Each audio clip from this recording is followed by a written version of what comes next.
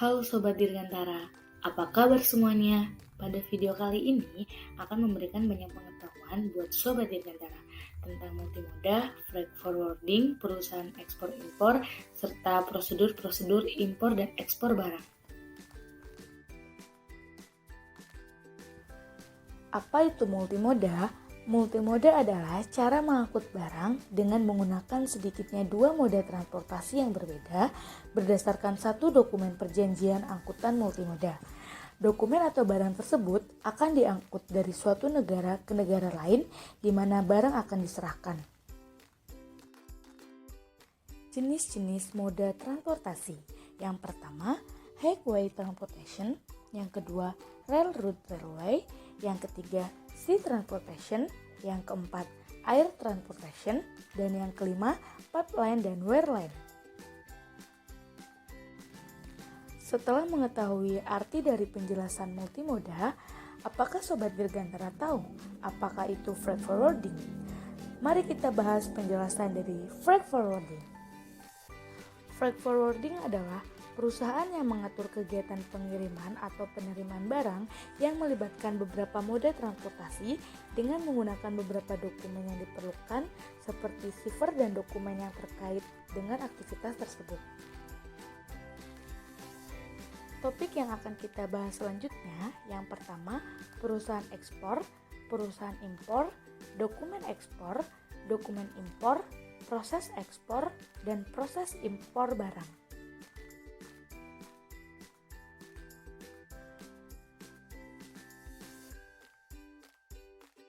Perusahaan eksportir.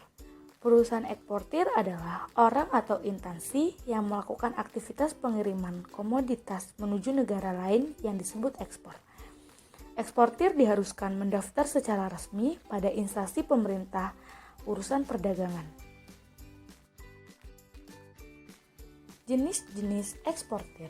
Yang pertama, eksportir produsen, yang kedua, eksportir non-produsen.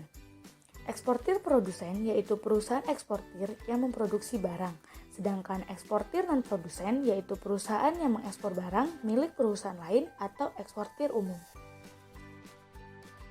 Dokumen ekspor atau pemberitaan ekspor barang yang disebut PEB. Yang pertama, data eksportir, yang kedua, data penerima barang, yang ketiga, data custom barang, yang keempat, sarana pengangkutan, yang kelima, negara tujuan, dan yang keenam, detail barang. Proses ekspor barang. Yang pertama, riset terlebih dahulu atau mencari terlebih dahulu apakah barang yang akan diekspor diperbolehkan atau dilarang untuk diekspor dengan pembatasan menurut undang-undang dan peraturan di negara Indonesia. Yang kedua, riset negara tujuan atau memastikan barang diperbolehkan atau tidak masuk ke negara tujuan ekspor. Yang ketiga, mengonfirmasi sistem pembayaran seperti menentukan kuantiti dan spek barang dan juga mempersiapkan dokumen-dokumen yang lainnya. Yang keempat, pemberitahuan pabean ke Bea Cukai untuk mendapatkan pemberitahuan dokumen ekspor barang.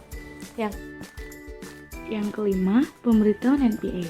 Setelah disetujui Bea Cukai, akan terbit dokumen NPA. Jika sudah terbit secara hukum barang, maka barang sudah dianggap sebagai barang ekspor. Yang keenam yaitu staffing. Mengapalkan barang menggunakan moda transportasi udara, laut, ataupun darat. Yang ketujuh, mengasuransikan barang dan kargo. Yang kedelapan, mengambil pembayaran di bank. Perusahaan importir. Perusahaan importir adalah sekumpulan orang yang mengimpor barang dari luar negeri untuk masuk ke dalam negeri berdasarkan permintaan dari seorang eksportir dengan tujuan untuk memperoleh keuntungan bisnis. Dokumen apa saja sih yang dibutuhkan dalam kegiatan import? Yang pertama ada bill of lading, yang kedua letter of credit, yang ketiga polis asuransi, dan yang keempat invoice. Apa itu bill of lading? Bill of lading adalah surat tanda terima barang yang telah dimuat ke dalam kapal laut yang juga merupakan tanda bukti kepemilikan barang sebagai bukti adanya kontrak atau perjanjian pengangkutan barang melalui laut. Dan apa itu letter of credit? Letter of credit merupakan surat yang dikeluarkan oleh suatu bank atas permintaan importir yang ditujukan kepada eksportir di luar negeri. Yang apa Apa itu Police Assurance? Police Assurance merupakan surat bukti pertanggungjawaban yang dikeluarkan perusahaan asuransi atas permintaan eksportir atau importir untuk menjamin keselamatan terhadap barang yang dikirim.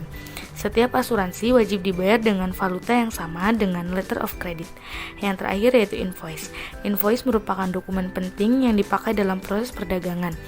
Dalam invoice akan dapat diketahui data-data tentang berapa jumlah wesel yang dapat ditarik, jumlah penutupan asuransi, dan penyelesaian urusan bea dan masuk. Selanjutnya, dokumen penunjang kegiatan impor. Yang pertama, ada packing list. Kemudian kedua, Certificate of Origin. Ketiga, Bill of Exchange. Keempat, Certificate of Quality. Baik Sobat Dirgantara, topik yang terakhir kita akan membahas tentang proses dan prosedur impor dan juga dokumen-dokumen impor. Pertama, eksportir yang mencari partner luar negeri untuk membicarakan detail tentang menentukan harga barang dan juga memastikan kualitas barang. Kesepakatan harus dituangkan secara tertulis dalam kontrak penjualan atau sales contract. Kedua, importir harus mendatangi bank devisa atau isaing bank karena peran isaing bank sangat penting bagi pihak negotiating bank. Bank devisa melakukan pembayaran devisa kepada negotiating bank. Ketiga, importir akan mendapatkan dokumen barang impor. Eksportir akan menerima maps receipt dari kapten kapal dan saat itu juga maps receipt bisa ditukarkan menjadi original bill of lading yang akan dikirimkan kepada pihak importir. Keempat, importir menghubungi perusahaan shipping agent. Setelah menerima berkas dokumen itu, importir harus segera menghubungi perusahaan pelayaran untuk mendapatkan kepastian tibanya kapal atau ETA, untuk mendapatkan di dermaga mana kapal tersebut akan bersandar dan gudang nomor berapa. Kelima, importir membuat PIB dan kewajiban kepabeanan. Importir membuat PIB dan melaporkan surat PIB yang meliputi yang pertama, volume barang, kedua ukuran barang, ketiga jenis barang, dan keempat harga barang persatuan. Selanjutnya, problem-problem solving dalam kegiatan impor. Negara Indonesia melakukan kegiatan impor untuk memenuhi kebutuhan bahan baku maupun produk dan jasa lainnya yang tidak tersedia di dalam negeri. Yang terakhir, problem dalam kegiatan impor. Yang pertama, ada proses custom clearance yang rumit. Kemudian yang kedua, status pengiriman yang tidak jelas. Halo Sobat Dirgantara, sekian penjelasan multimoda freight forwarding perusahaan ekspor impor dari kami.